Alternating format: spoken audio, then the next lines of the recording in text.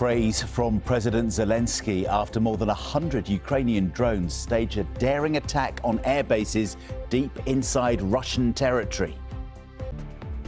Faced with a barrage of strikes and starvation, Palestinian women share their struggle to survive in Gaza. We're not just numbers. We're dreams, we're hopes, we're futures. So do not let the universe forget us. Caught on camera, tourists flee as Mount Etna erupts. And dramatic images of Mount Etna in Sicily as Europe's most active volcano erupts.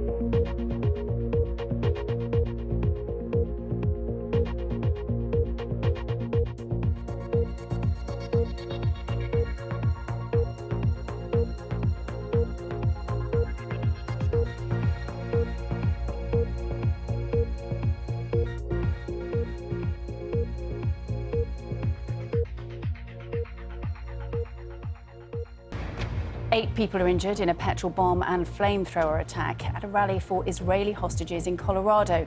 The FBI are treating it as a suspected terror attack.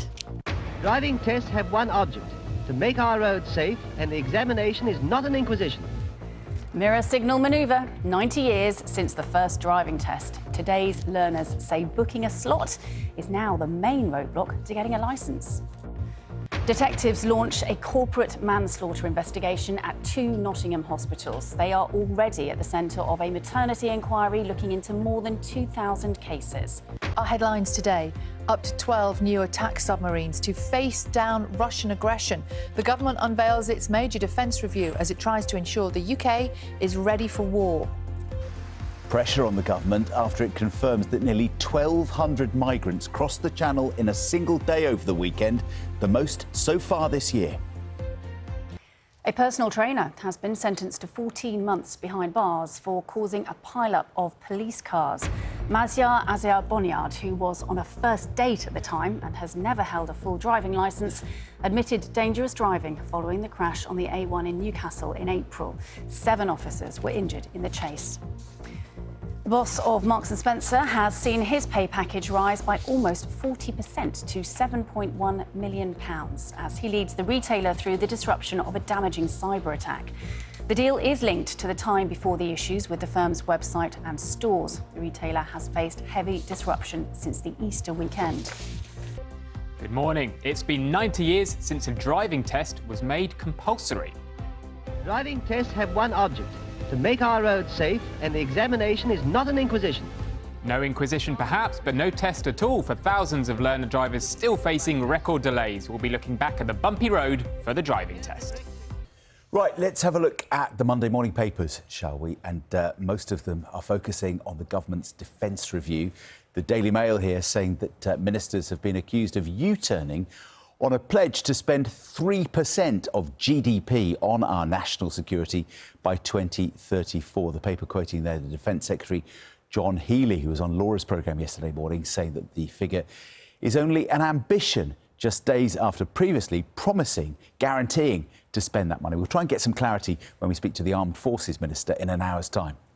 The Times leads on dramatic pictures of a Ukrainian drone strike on a Russian airbase.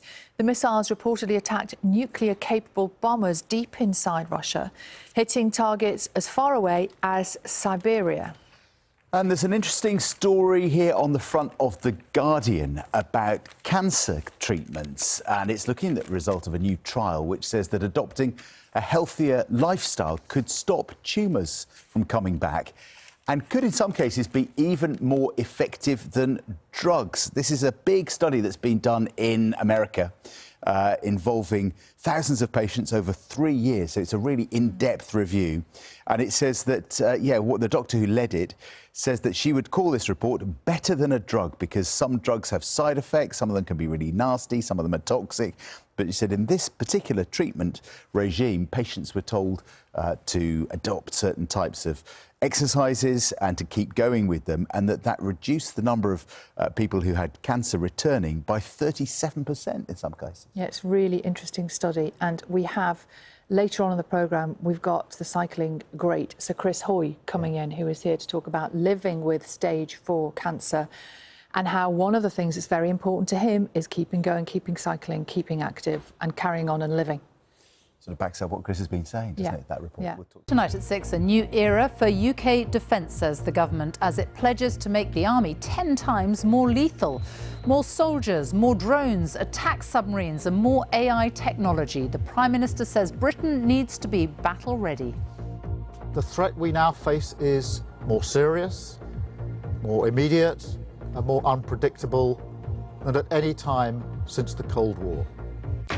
Also tonight, German police investigating the disappearance of Madeleine McCann are to carry out fresh searches in Portugal.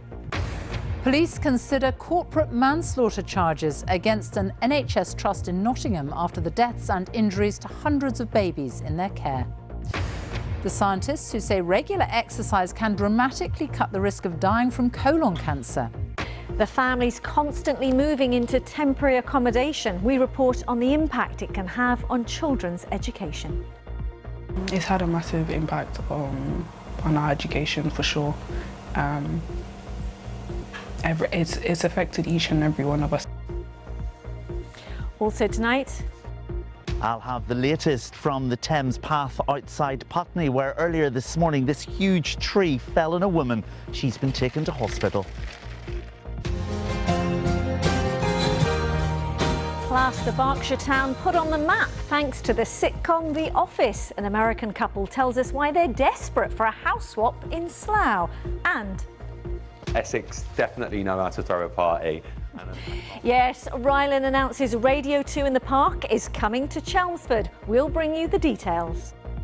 The family of a hiker from London who went missing in the Italian Dolomites say they are heartbroken after his body was discovered on Saturday.